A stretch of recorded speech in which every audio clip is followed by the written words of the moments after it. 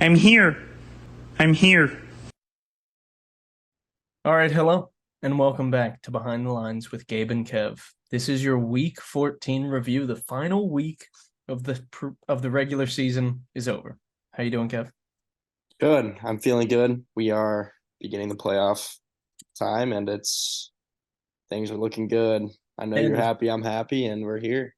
officially, congratulations to you, sir, for making the playoffs, and congratulations to everybody, you know, who made the playoffs as well. Unfortunately, some people just didn't quite make it in this year, and they're gonna have to learn how to be a better coach in the off season and manage a team better and see if they can bounce back. Um as always, we have my matchup first here. We'll dive in. Slim Reaper Sleepers take on the Triumvirate. And I got the dub. It wasn't a great win. I mean, I only put up 100 points. I did have some things go sideways, but Henry's team went very poorly. His week was probably the worst he's had this season. Big swing from what our week one matchup or what our initial week matchup was. He stomped on me. He only puts up 81 here. And as you can see when we dive in, Justin Herbert minus 0.16, a negative stick. Not what you want to see. Obviously, he got injured right after throwing an int. Josh Jacobs also got an injury and only put up 7 points in that stinker game against the Vikings. And then Jamar Chase, a disappointing 5.9. Beyond that, it was, I mean, a decent week, kind of underperforming and just performing about as at average all around, but he couldn't get it done. I also had a couple of guys underperform, notably Josh Dobbs. He put up 4 points. TJ Hawkinson got to 10 at the end, but it was looking really sus the entire way. Devontae Smith, another 10 points, and then Devon Achane kind of disappointing with 12. But I put up 100. I got the dub, and Josh Dobbs might be benched, so it could be Baker Mayfield going forward. Yeah, I mean, not only does Henry lose this game, which I mean doesn't matter too much for him, honestly, but he loses the game, scores 80 points, and it's Justin Herbert gets hurt. I mean, Josh Jacobs gets hurt. Jerome Ford got hurt. He had like a wrist injury too. It's Yeah, really Allen. concerning. This is a really bad week to have for week 14. Obviously, I'm sure Henry's aware. This is tough going into the playoffs, and he's obviously gonna have to make some management decisions here to try and right the ship. But this is a tough, brutal week 14 for him to have to endure. Luckily, this was week 14 and not week 15, so he still gets an opportunity to salvage the team. I mean, and then for you, I mean, just getting the win, securing the 4 seed, and unfortunately for you, Josh Dobbs is benched this week. He was absolutely egregious. So we saw flashes of him doing well, but I think he's no more. And looking to Baker, but you got a bunch of consistent guys, no busts, no booms, which is interesting, other than Josh Dobbs. So And my bench looks pretty great. I've got depth across the board. yeah, Zeke, man, he was RB1 this week, which is crazy. So we've seen him like do this on the Cowboys before. It's not out of the realm of possibilities. Next matchup is Netflix and Hill versus the Waiver Wizard. This one's a stinker. Netflix and Hill, Eli takes this one 84-70. Alex with this loss. It actually wouldn't have mattered even if he had won, but the loss definitely put him out of the playoffs. He wouldn't have gotten the tiebreaker anyway because 70 points just ain't going to do the job. And then Eli with the win secures his third place seed. CJ Stroud was absolutely egregious this game against the Jets without Tank Dell. He gets a concussion in this game. Jalen Warren, 8 points, nothing really crazy there. And then Amon-Ra and Sam Laporta, really, really bad game from all the Lions against the Bears. The Bears defense maybe is a team to sort of fear. I know earlier in the season we were targeting them, but things have definitely turned around here in Chicago. And then Gabe Davis just back to his donut. That's why he's on the do not draft list. He does this kind of thing. So he puts up 0. Alex only scores 70 and loses this game. Eli scores 84, which is pretty bad, but he wins the game. And that's really all that was necessary. But kind of some concerns here. Brock Purdy, another good game at 23. But DeAndre Swift only getting 4 points is definitely sus. Tyreek Hill, this minor injury. We'll see how that affects him, but obviously a very, very big player. He's the number one scoring player in fantasy this year. So, we'll have to monitor that throughout the week. But him only scoring 10 definitely sucked. Didn't really affect Eli here. But Jahmyr Gibbs, big game 17, the only good Lions player. Brandon Ayuk, solid 16. And then really, really bad games from Gus, Jordan Addison, Dallas Goedert. So definitely concerning if his flexes are not scoring points. You cannot score 84 points in week 15, like I just sort of pointed out with Henry. At least, your bad game is in week 14. Get it out of your system and try and come back next week with a better performance. Yeah, and Eli definitely gets a little bit lucky here, scoring 84 points and getting a win. I had a game like that too. Sometimes you win those, and it was crucial for him to win that one here because I beat Henry. If he had lost this one, he would have dropped down at least into the 4 seed, maybe lower. I don't know exactly what the points for Wyatt's higher than, so he would have dropped to the 5, and he would have played Wyatt regardless, though. Yeah, yeah. But yeah, so it's good for him to get that. And for Alex, it's really just unlucky. He put together a pretty good roster by the end of the season compared to what he started out at. He went on a huge run to pull himself back into playoff contention. And then to go out like this, Gabe Davis putting a goose egg on you, and then CJ Stroud getting hurt, and Amon-Ra only putting up 5. Like those 3 guys are your highest. Well, Gabe Davis, I guess not, but Amon-Ra and CJ Stroud were definitely his highest scorers all season. So it's unfortunate. Yeah, he definitely had a roller coaster of a season from 0-5 to 6-5, or no, 0-5 to 6-6, and then falling to 6-8 here at the end, but gave it a good run. Yeah, and the next matchup, I mean, we can cruise through this one, but Al dominates. Tao wins by 73 points at the end, 140 to 67. Al stays in first place, guarantees himself the bye. If the only way is if Henry beat me and Al lost, and that didn't happen, obviously. Tao moves down to 4-10, stays in 11th place. And as we look at the scores here, Lamar Jackson put up 35, Rachaad White 21, Bijan 20, Derrick Henry 18, AJ Brown 16, George Kittle also 16. So great scores all around. Stephon Diggs underperforms in that game against Kansas City, and Brandon Cooks is what you picked him up to be, a flex 2 option. Tal's team continues to look really bad. Tua sub 10 points, Miles Sanders sub 10 points, Robert Woods less than 1, Dalton Kincaid, Romeo Dubs 7, Roshan less than 1 as well. Only guys that got into double digits were Raheem Mostert and Amari Cooper. And had Raheem Mostert not gotten 2 freebie touchdowns last night, because the Titans couldn't keep the ball in their offensive possession, he would have rebroken his own score. He had 44 points with like 6 minutes left to go in the 4th. And then Raheem Mostert turned it on like he always does, puts up yards in the 4th quarter, and Tal did not break his own record for low score. But either way, I mean, is there anything else you want to talk about here? I think for Al, he's looking like a 1 seed. He's had a couple good weeks in a row, and he's been one of the top scorers consistently now. I know he was number 4 last week, I think, and then now he's number 2 this week, and looking like a good team. And he's come away. I know he's been the 1 seed for a long while, but now He looks like he deserves it. Yeah, he's looking like he deserved it, exactly. But next game is Scary Terry's Big Toe versus Blue Medical Tent. This is the highest scoring game combined of the week. 149 to 126. I lose to Wyatt here. I put up a decent game. 126 is fine. Nothing crazy. Considering Mike Evans only gave me a stick and Justin Jefferson left the game with injury. I was relatively pleased with my team's performance. Yeah. Dak with 22 was kind of a lower week than what we've seen from him recently. Breece Hall, though, was RB2 on the week at 27. Clyde Edwards-Helaire was a stream that I went for with Isaiah Pacheco out. He gave me 8, which is, nothing great. Mike Evans had a really weird week. I'm not concerned about this, but a weird week to take a stick.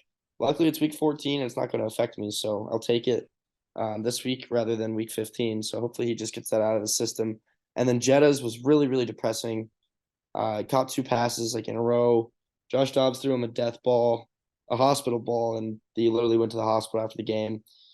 Very tragic that he came back, and that's what happens. But then Isaiah Likely 19, Cooper Kupp 25, and Rashee Rice 18. So really saw from the bottom of my team there. And Cooper Kupp finally looking like the guy that he's supposed to be. Maybe hopefully just in time for the playoffs. He's trending in the right direction. I'm hoping I can get some consistent games out of him, especially in that kind of at that kind of point mark is awesome.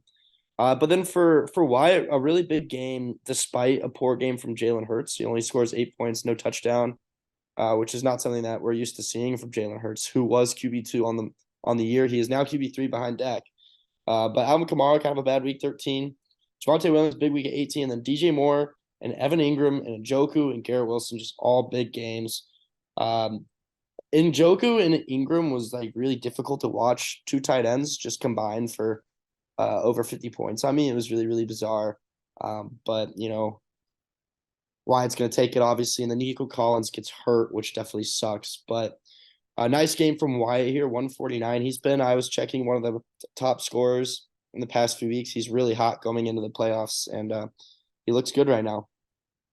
Which minus the Nico Collins injury, which sucks. Yeah, and that does suck. I mean, he has Terry McLaurin, who hasn't been great this year, but his skill is there to be able to match, and he maybe has an option there with Dante Foreman or Devin Singletary in the flex, and you move Garrett Wilson up. He's got Pacheco as well. Pacheco should be back. Yeah, you're right. I mean, he's got options, and he puts up a great score here. He was in a down stretch towards the middle end of the season, and then started to bounce back here, finishes at 8-6, secures himself in the playoffs.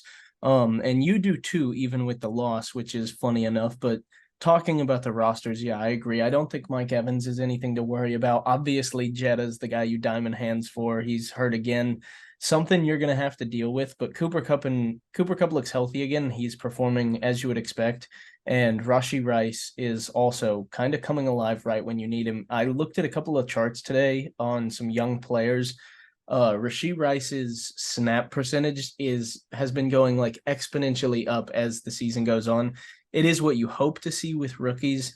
But for him, that's a great sign, especially because Chiefs don't have a receiver they can trust. So if he can become a guy like that, then I think they've proven over the past couple of weeks, because I've monitored him closely, that he is the wide receiver one on the team, which is really, really comforting for me to know going into the playoffs that I'm going to start him every week without doubt. It's him and Kelsey, so I like to see that.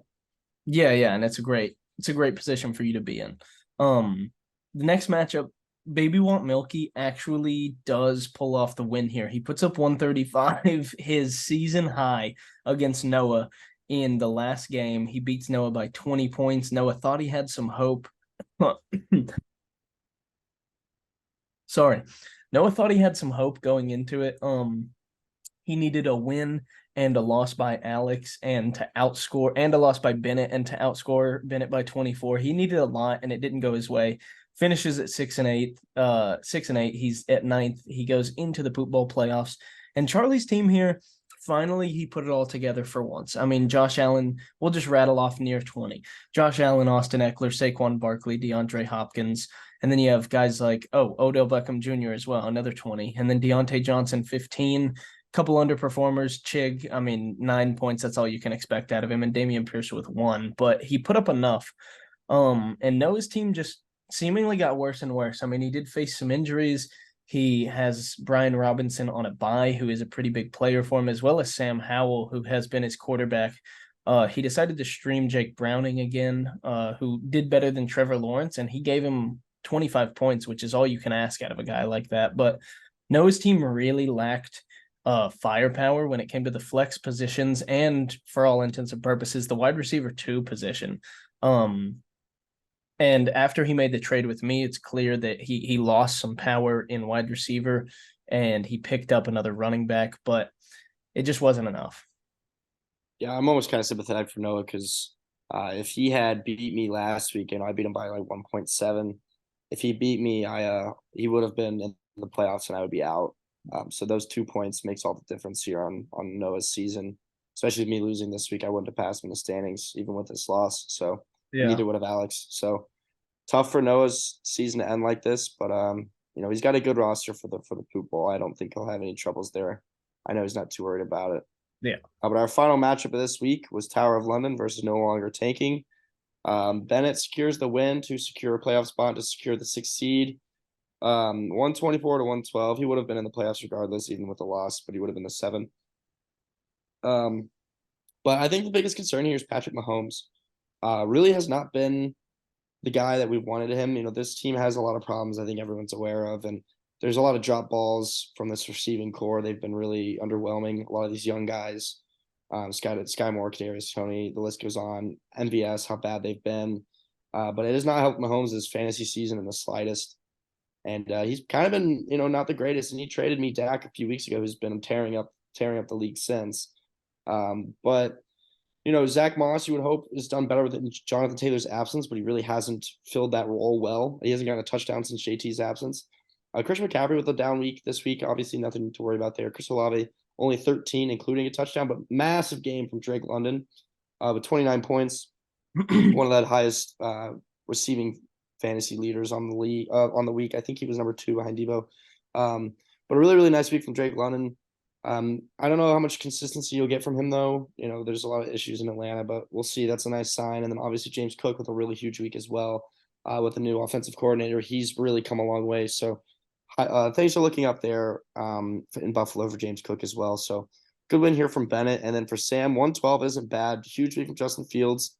He's going to rely on him to get him a win in the poop bowl. And I think Fields looks like he's come away. Alexander Madison got hurt in this game, which stinks for Sam. He sprained his ankle.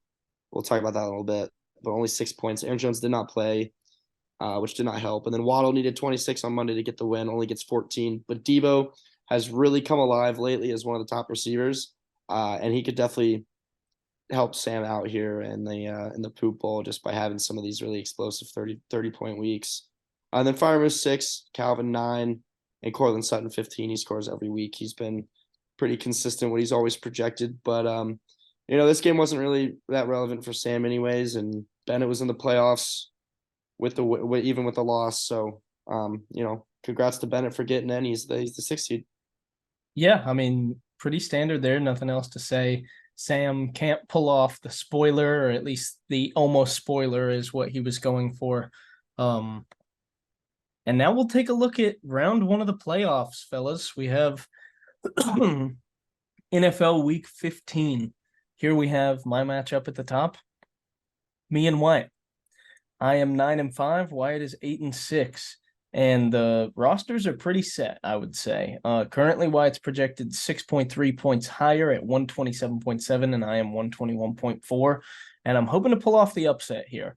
I'm rocking with Baker. I mean, he's averaging about what he's projected. And then a lot of the rest of the guys on my team are averaging over projected. Besides Devontae Adams, I'm hoping my guys can overperform and Wyatt's guys can underperform. Some key matchups, obviously, Baker Mayfield, he's my quarterback now. Devon Achane against a tough Jets defense. However, I do think that Devontae Smith and Travis Etienne could have some big games. Baltimore's run defense hasn't been great in the past few games. They have a great pass defense despite all the injuries, and the Seattle defense is just pretty mid. I am a little concerned. I mean, Michael Pittman has been consistently the guy all season for me, but against Pittsburgh, they have a pretty tough defense. However, I do think TJ Hawkinson against Cincinnati, Puka Nacua against Washington, and Devontae Adams against the Chargers all could be blow-up games for me. And then looking at Wyatt's side, obviously he does have Jalen Hurts against Seattle. I'm hoping that Devontae Smith can catch a touchdown. Maybe he catches both of the touchdowns in the game and tries to cancel that out. Hoping for a lot of receptions to get a little bit of a PPR difference there because I know Hurts is going to run the ball and he might get a rushing touchdown. Alvin Kamara against the Giants. I mean, their defense has been decent in the past few weeks, but they're bad overall, and their offense can't stay on the field. He's going to have plenty of opportunities. Pacheco against New England, if he's back and playing, New England's defense has been really good. They're not allowing a lot of points. That could be a tough matchup for him. However, I do think Kansas City will win. I'm just hoping that they go light with Pacheco and try and work him back in. DJ Moore against Cleveland could be a tough matchup, but we did see the Rams expose them. Nico Collins, if he plays against Tennessee, could be a good matchup.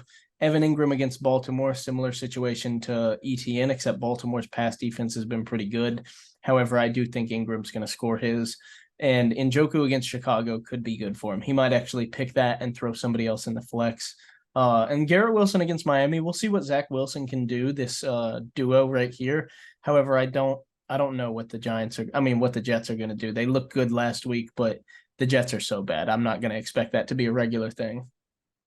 Yeah, they did look actually pretty solid. I mean, Will Levis kind of just torched them as well. And Garrett Wilson he as a player is so incredible. You never really know what you're going to get from him. But, like you said, there's some solid matchups here. Jalen Hurts against Seattle, but you got Smith to sort of counteract that. Achane against the Jets should be solid. But I think Puka Nacua against Washington to me looks like he's probably going to be your leading scorer this week. I think that the Rams are like that Rams offense has looked so solid lately.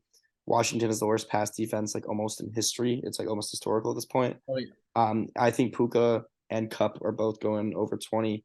And so that should be something to watch for. I need And it. then, you just gotta keep an eye on that Cleveland Chicago game and kind of just hope that it's a scrappy defensive game. It's possible. He's got 2 players in there for you. I think that's best case scenario. Yeah. But you never know. You never know. But Wyatt's had a good team.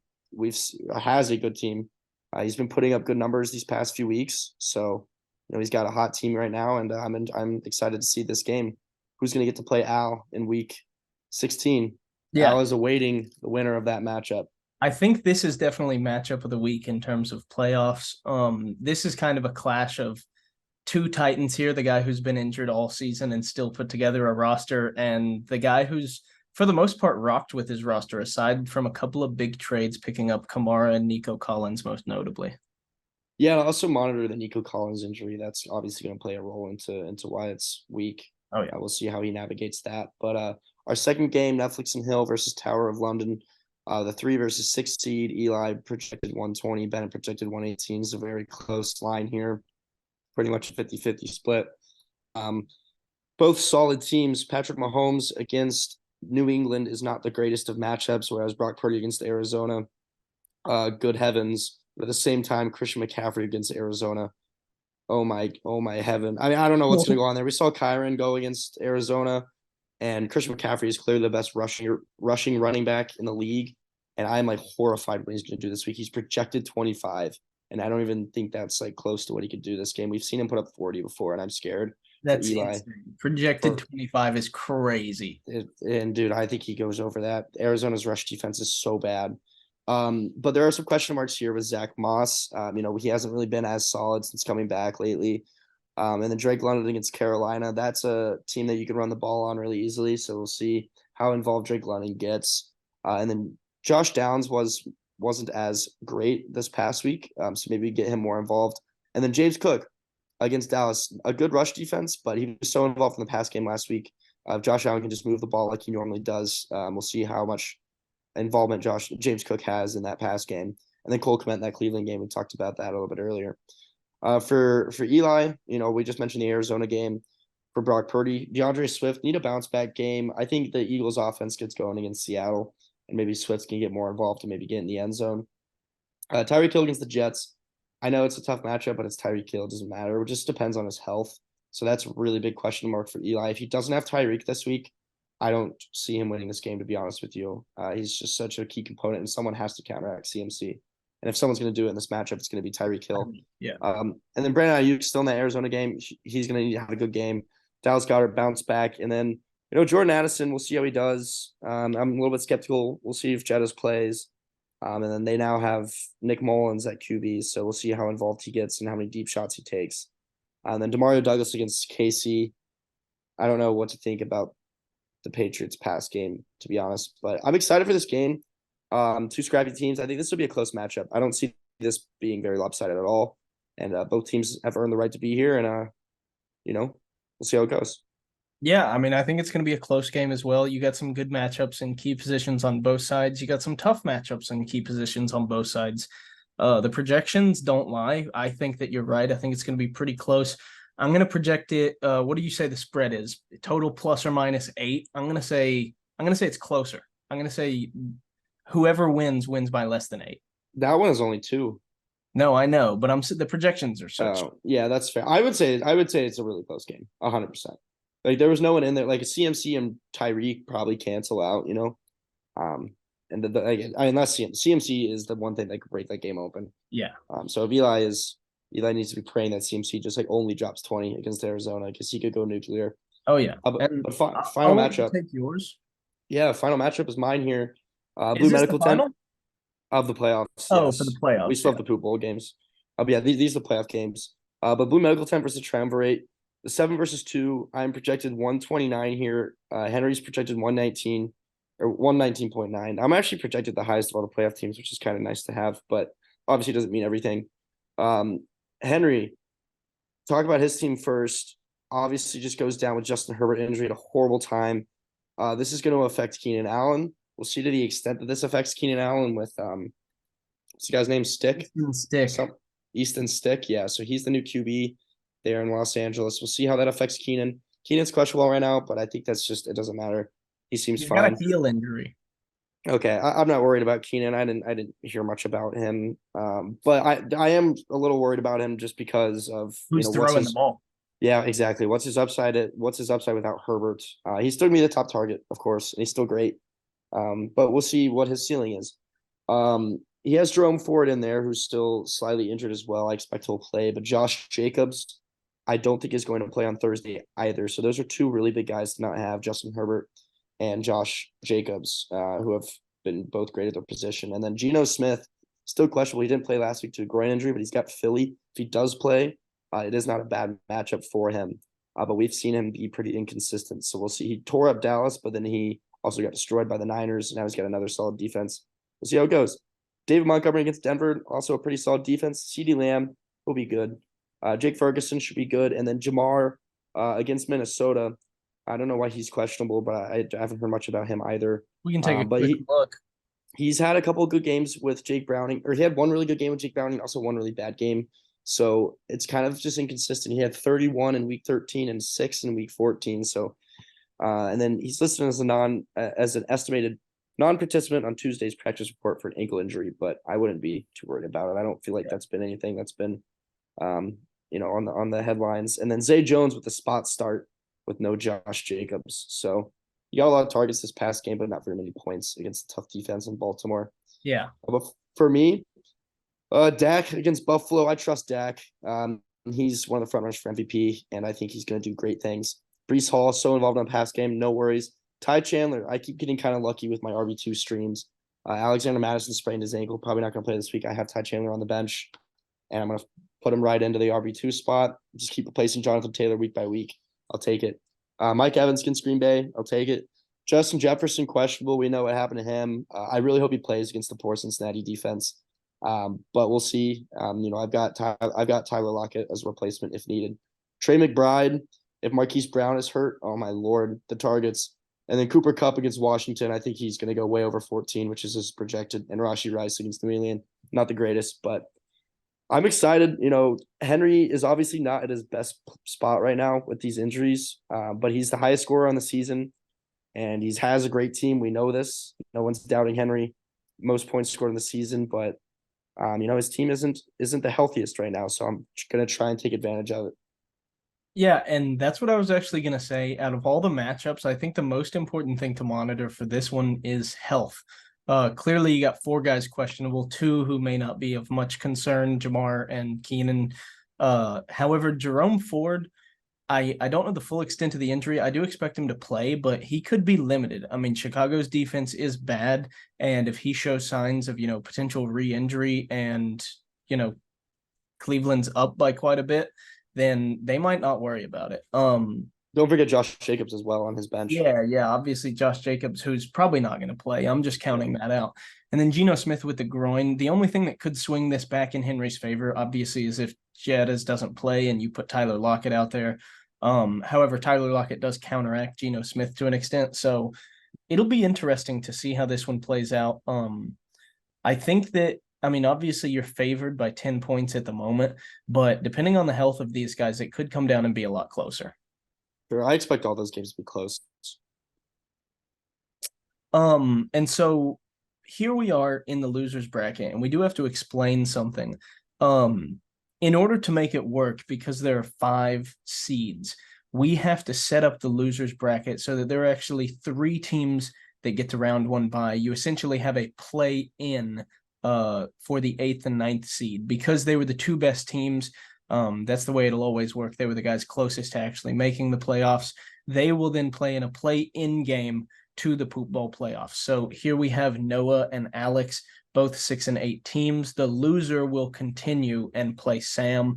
And then in round 2, Riley Reed option will play Baby Want Milky, and the loser of that game and the loser of Sam's game will go on to play in the championship.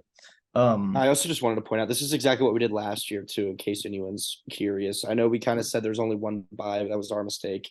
now that we've done, and actually wrapped the bracket. We did the exact same thing last year was this. So Yeah. We actually we went back into league history and checked, and I found a picture of the bracket that we made on paper from last year. So this is exactly what we did. I will adjust everything as need be. But here you are, your play-in game to the Poop Bowl playoffs.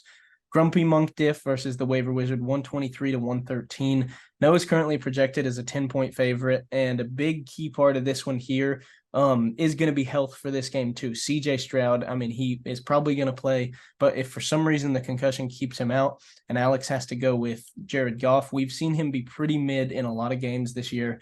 And then Brian Robinson for Noah. We talked about it. That flex position is kind of his weak point. And if he has to start Christian Mingo again, or what is it, Jonathan Mingo? Jonathan Mingo. Then he's going to be in trouble. When you look at the defenses, I mean, Sam Howell against the Rams, he's going to throw the ball a lot. Kyron Williams against Washington, he's probably going to get a ton of points. Joe Mixon against Minnesota, another bad defense. DK against Philly isn't a bad matchup. Chris Godwin against Green Bay, you take it. Kelsey against New England could go bad. And then Chuba Hubbard against Atlanta. They've got a pretty good rush defense, but he seems like the guy recently. And then as you look at Alex's team, Jaylen Warren against Indianapolis, kind of middle of the road. Same thing with Tony Pollard in terms of defense, middle of the road. Amon-Ra, I mean, that game could go bad. Denver's defense has kind of turned it on recently. They did lose this last week, right? Or did they win? The Lions lost to the Bears. No, I meant the Broncos. Broncos. I think they won. But either way, the Broncos defense has kind of come alive. Adam Thielen against the Falcons. I mean, he's been hit or miss towards the end of the season. Sam Laporta against Denver, kind of same situation I talked about with Amon-Ra. And then Zay Flowers against Jacksonville. That could be Alex's best matchup of the week, genuinely. And then Gabe Davis against Dallas. He could put up another goose egg, or he could put up 20. So, and I was going to say Broncos blew out the Chargers 24-7 this past week. That's right. Yeah. Going based off matchups purely, Noah definitely has better matchups here. Alex is a good team. So does Noah. These two teams both could have been playoff teams. I think just to be honest, there's kind of a gap between these two teams and the other three teams. So one of them definitely deserves to be out. And, loser moves on to play Sam. But, both these guys have a solid squad. So, it sucks that they find themselves here playing in for the Poop Bowl. But, best of luck to these gentlemen. I don't think either of them deserve to do a beer mile, but if they lose out, it is what it is. But just based off rosters, best of luck to them both. Yeah, I think both of these guys will get a win at some point in the Poop Bowl playoffs, but it remains to be seen who gets the first one.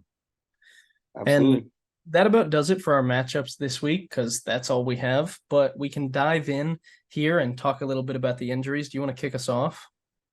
Yeah, Justin Jefferson, chest injury, left in the middle of the game.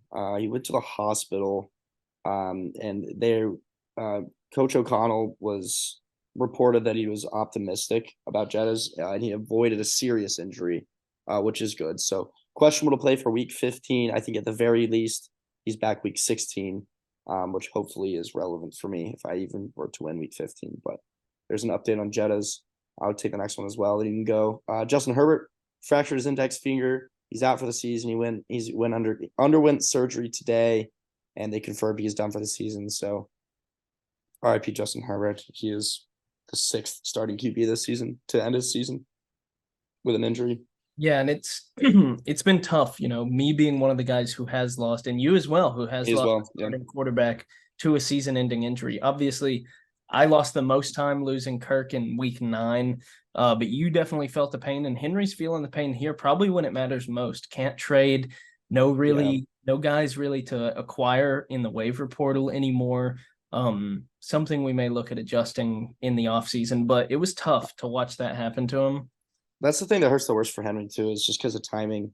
Can't make a trade. Like, obviously it sucks losing your QB at any point in the season, but like I saw that happen to Burrow. I immediately went out, made a trade for Dak, and Dak's on it. Like, he's honestly been better than Burrow was. So yeah, it just kind of sucks for Henry. There's nothing he can really do. He's kind of at, the will of his own bench and whatever's available on the waivers, which is a bunch of trash. So yeah, I'm unlucky. That's part of putting together a winning roster is you got to have guys to sub in case guys go down. You got to have depth, even in the playoffs. Continuing on with the injuries, Nico Collins exited the game with a calf. He did not return.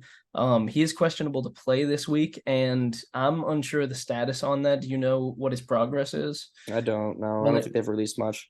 it remains to be seen, but that could be a crucial factor there.